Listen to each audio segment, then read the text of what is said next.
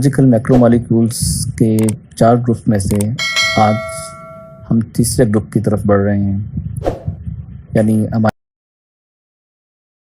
Acids and polypeptides. हमारा आज का टॉपिक है chemistry, chemical characteristics and classification of amino acids. As the name indicates, amino acids are molecules containing an amino group and a carboxylic acid group। और नीचे figure में दिखाया भी गया है।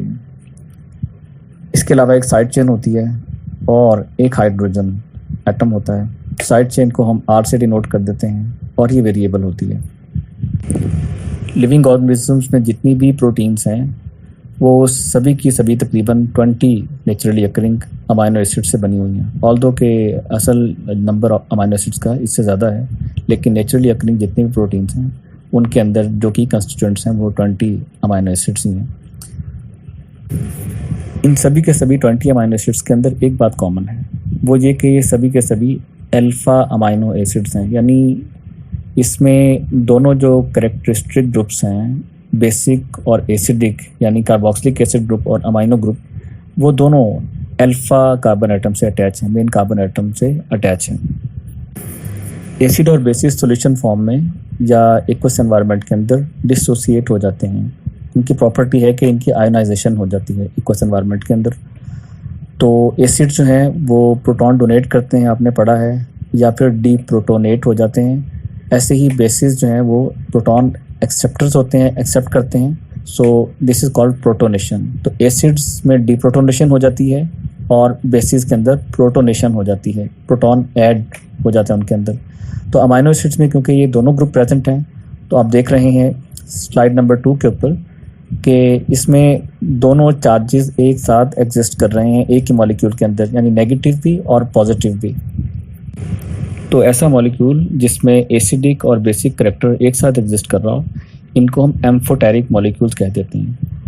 अब आप देखें, अगर इसी मॉलिक्यूल में नेगेटिव और पॉजिटिव चार्जेस का मैग्नीट्यूड इक्वल हो जाता है, इनकी जो स्ट्रेंथ है, नेगेटिव और पॉजिटिव चार्जेस बराबर हो जाते हैं, तो ये इक्वल होने के बाद एक दूसरे को कैंसिल आउट कर देंगे, कैंसिल कर देंगे।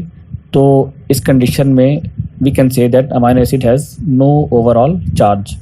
जब ऐसी कंडीशन होगी तो ये अमीनो एसिड ना तो एनोड की तरफ अट्रैक्ट होगा और ना ही कैथोड की तरफ। इस कंडीशन जो अमीनो एसिड होता है उसको हम कहते हैं आइसो इलेक्ट्रिक पॉइंट, यानी उसमें ना तो उसके ऊपर पॉजिटिव चार्ज और ना ही नेगेटिव चार्ज एक दूसरे से ज़्यादा है। तो ये जो कंडीशन होगी इसमें amino acids will be balanced. लेकिन फिर भी क्योंकि इसके ऊपर चार्जेस एग्जिस्ट कर रहे हैं, तो इस तरह के बाईपोलर आयन को, जिसमें एट अ टाइम नेगेटिव और पॉजिटिव दोनों चार्जेस प्रेजेंट हों, इस तरह के आयन को हम ज्विटर आयन कह देते हैं। तो अमीनो एसिड की ऐसी फॉर्म ज्विटर आयनिक फॉर्म कहलाएगी। इन 20 अमीनो एसिड्स में से सिर्फ ग्लाइसिन एक ऐसा अमीनो एसिड है जिसमें कार्बन एटम के चारों तरफ का एनवायरनमेंट डिफरेंट नहीं होता। यानी ग्लाइसिन के अंदर कार्बन का जो R ग्रुप होता है उसके साथ अटैच होगा, वो भी H ही होगा, और दो जो बॉन्ड्स होंगे कार्बन के वो हाइड्रोजन के साथ होंगे, और दो जो टिपिकल अमीनो एसिड का कैरेक्टरिस्टिक है कि एक अमीनो ग्रुप होगा और एक कार्बोक्सिलिक ग्रुप होगा। लेकिन ग्लाइसिन को छोड़कर बाकी जितने भी अमीनो एसिड्स हैं, in all of those amino acids the carbon atom has all together a different environment around it, और it is making 4 bonds with 4 different groups. तो आपने ऑर्गेनिक केमिस्ट्री में पढ़ा होगा कि ऐसे कार्बन एटम को जिसके चारों तरफ का एनवायरनमेंट एक दूसरे से डिफरेंट हो, ऐसे कार्बन एटम को हम कायरल कार्बन एटम कहते हैं। तो कायरल कार्बन एटम की बेस पर हम इसको डिफरेंट कॉन्फ़िगरेशंस के अंदर डिवाइड कर सकते हैं।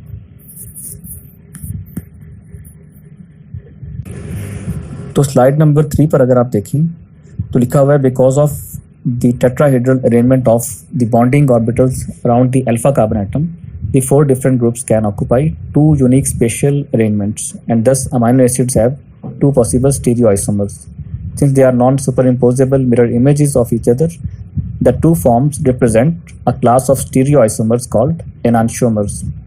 तो हैंडेडनेस एक करेक्टरिस्टिक है जिसमें जो मॉलिक्यूल है उसको अगर मिरर इमेज कंसिडर किया जाए, यानी एक दूसरे का मिरर इमेज हो due to the presence of chiral centre, तो इस तरह के जब आइसोमर्स होंगे और एक ही मिक्सचर में इक्वल क्वांटिटीज़ में एग्जिस्ट कर रहे हों, तो हम इस तरह के आइसोमर्स को इनांशियोमर्स कह देते हैं, और इस तरह के मिक्सचर को हम रैसिमिक मिक्सचर कह देते हैं, जिसमें इसके दोनों जो इनांशियोमर्स हैं वो इक्वल क्वांटिटीज़ में एग्जिस्ट कर रहे हैं।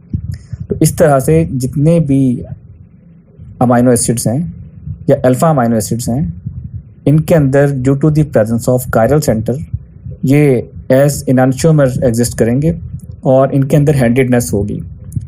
दे will be the exact mirror images of each other.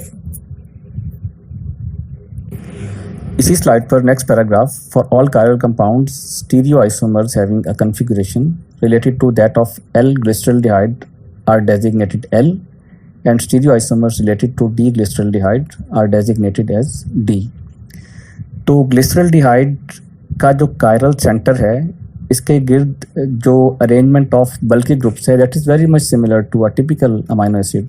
So that's why in the next slide we have compared this glyceraldehyde with a typical amino acid, or in its simplest form, that is the alanine having the chiral center। तो इस तरह से आपने देखा कि इन amino acids में बल्कि groups की प्रेजेंस की वजह से स्टीरियो आइसोमेरिज्म एग्जिस्ट करता है, लेकिन इसके अलावा इसके अंदर ऑप्टिकल आइसोमेरिज्म भी एग्जिस्ट कर सकता है, जिसमें यही अमाइनो एसिड्स या तो विजिबल लाइट को राइट साइड पर या फिर लेफ्ट साइड पर रोटेट कर देते हैं। तो इस तरह के जो ऑप्टिकल आइसोमर्स होते हैं या ऑप्टिकल आइसोमेरिज्म होता है, इसमें हम टर्म्स यूज़ करते हैं डेक्स्ट्रो और लीवो, यानी डेक्स्ट्रो रोटेटरी हो सकता है मॉलिक्यूल या लीवो रोटेटरी हो सकता है। तो इस वजह से भी हम इसको डी और एल कह सकते हैं, बट दैट कन्फिग्रेशन और that classification will be different from the stereo isomerism. तो ये तो थे अमाइनो एसिड से कुछ केमिकल कैरेक्टरिस्टिक्स। अब स्लाइड नंबर 5 पर हम क्लासिफिकेशन को डिस्कस करेंगे। इन सभी अमाइनो एसिड्स के अंदर आप कॉमनली देखें तो आर ग्रुप के अलावा ये सभी अमाइनो एसिड्स एक ही जैसे हैं। तो इसका मतलब है कि इनके अंदर अगर वेरिएबिलिटी आ रही है तो that is due to the presence of R group. अब ये आर ग्रुप सिंपल भी हो सकता है और बहुत ज़्यादा बल्कि भी हो सकता है, और आर ग्रुप्स की मल्टीपल टाइप्स हैं। जितनी टाइप्स ऑफ अमाइनो एसिड्स हैं उतने ही टाइप्स ऑफ यहाँ पर आर ग्रुप हैं। तो इस वजह से इसकी बेसिक जो क्लासिफिकेशन है वो आर ग्रुप की वजह से ही होती है। And the classification is also of 3 और 4 टाइप्स, यानी 3 से 4 बल्कि 5 किस्म की डिफरेंट क्लासिफिकेशन इसकी हो जाती है। उसमें इसकी पोलर और नॉन पोलर आर ग्रुप की वजह से हो सकती है, उसमें on the basis of charge हो सकती है, on the basis of the characteristic of hydrocarbon chain हो सकती है, वेदर इट इज़ एलिफेटिक और इट इज़ एरोमेटिक। तो these are different types of classifications।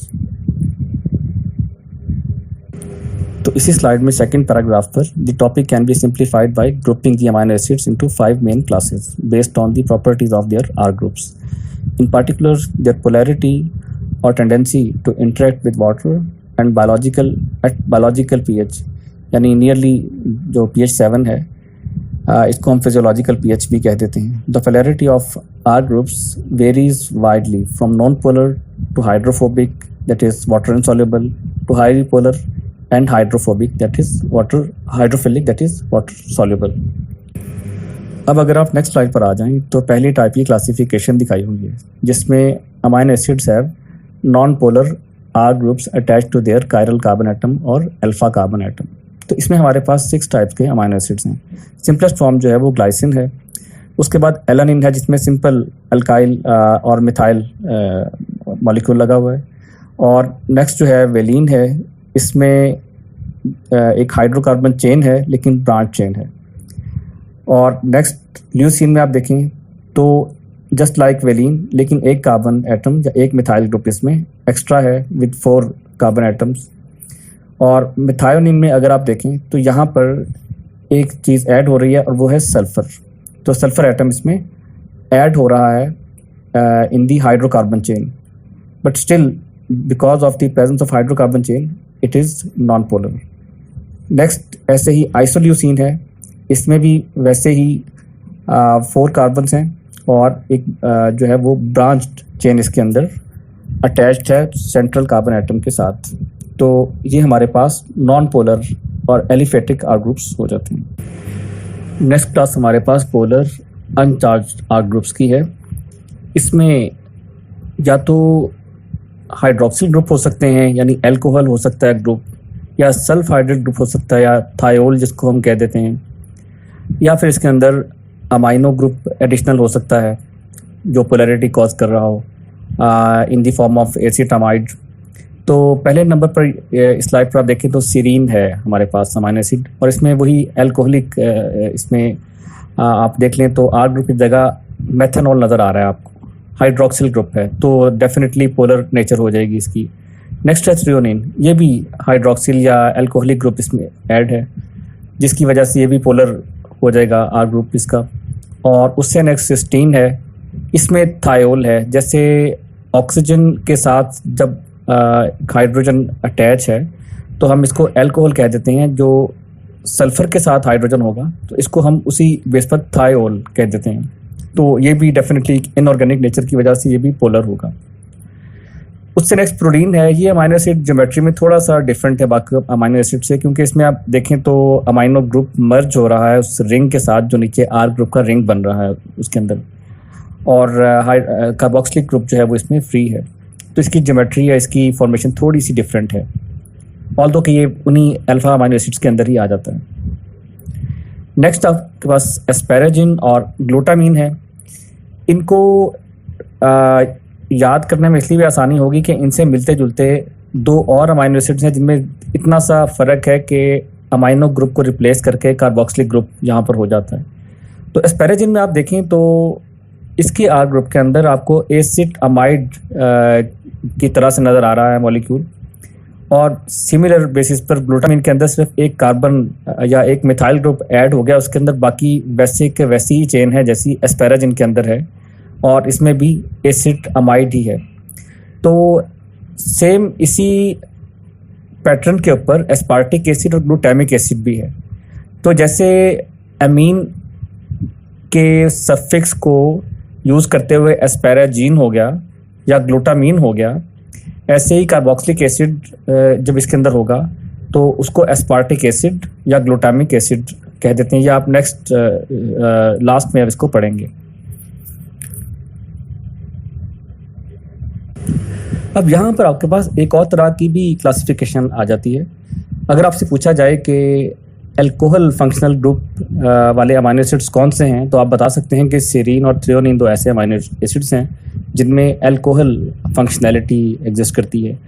इस तरह अगर आपसे पूछा जाए कि सल्फर कंटेनिंग अमाइनो एसिड कौन से हैं, तो आप बता सकते हैं कि वो सिस्टीन और मिथायोनिन है, जिसमें से एक नॉन पोलर ग्रुप के अंदर है या non polar class of amino acids के अंदर है, और दूसरा पोलर लेकिन अनचार्ज क्लास ऑफ अमाइनो एसिड्स के अंदर है। तो इसी तरह ये 6 जो अमाइनो एसिड्स हैं ये पोलर नेचर में आ जाते हैं। नेक्स्ट क्लास हमारे पास उन अमाइनो एसिड्स की है जिसमें एरोमेटिक आर ग्रुप्स होते हैं। तो इसमें जो सिंपलेस्ट फॉर्म है वो फेनाइल एलानिन है। ये बहुत आसान है ड्रॉ करना, आप जस्ट एक कायरल कार्बन के इर्द गिर्द जो 4 ग्रुप्स हैं वो ऐड कर दें। एलानिन आप सिंपल एलानिन ड्रॉ करें और उसमें जो कार्बन एटम है एलानिन का उसके साथ एक फिनाइल ग्रुप अटैच कर दें तो फिनाइल एलानिन बन जाएगा। ऐसे ही टायरोसिन जो है उसमें थोड़ा सा डिफरेंस है फिनाइल एलानिन से कि जस्ट उसकी जो पैरा पोजीशन पर हाइड्रोक्सिल ग्रुप ऐड हो गया है, बाकी सारा वैसा ही है। उसके बाद ट्रिप्टोफैन है, थोड़ा सा कम्प्लेक्स है लेकिन still it's easy. Next class हमारे पास आ जाती है पॉजिटिवली चार्ज्ड आर ग्रुप्स। इसमें फिर हमारे पास 3 अमाइनो एसिड्स हैं, लाइसिन, आर्जिनिन और हिस्टिडीन। आपने नाम कॉमनली सुने हुए हैं। तो लाइसिन जो है इसके अंदर एक लॉन्ग चेन हाइड्रोकार्बन है, लेकिन उसके एंड पर एक अमोनिया ऐड हो गया जिसकी वजह से ये net charge positive charge attain कर लेता है। तो इसके अंदर एक 4 कार्बन की लेंथ वाली चेन है और सिंपल एक अमोनिया ऐड हो गया। और इससे नेक्स्ट आर्जिनिन में अगर आप देखें तो उसमें तकरीबन ये सिचुएशन है, लेकिन उसके आखिर में ग्वानिडीनो ग्रुप ऐड हो गया है। ये ग्वानिडीनो ग्रुप एक और फंक्शनैलिटी है जिसमें carbon at a time 3 nitrogen के साथ अटैच होता है और उनमें से एक नाइट्रोजन के साथ डबल बॉन्ड बना रहा होता है। तो आप ये देखें कि अमाइनो ग्रुप जो डबल बॉन्ड फॉर्मेशन में इन्वॉल्व है कार्बन के साथ आर्जिनिन के अंदर, इस अमाइनो ग्रुप में नाइट्रोजन पर पॉजिटिव चार्ज आ गया, जिसकी वजह से ओवरऑल नेट चार्ज इसके ऊपर भी पॉजिटिव हो गया। तो ये भी एक पॉजिटिवली चार्ज अमाइनो एसिड हो जाता है। उसके बाद हिस्टिडीन है। हिस्टिडीन के अंदर भी अगर आप देखें तो सिंपल एलेनिन को ड्रॉ करें और कार्बन की एक वैलेंसी जो है उसमें हाइड्रोजन रिमूव करके यहाँ पर एक 5 मेंबर्ड हेट्रोसाइकिल है या 5 membered ring with a nitrogen आप कहते हैं। तो ऐसे साइक्लिक जो हमारे पास ग्रुप हो इसको हम हेट्रोसाइकिल कहते हैं।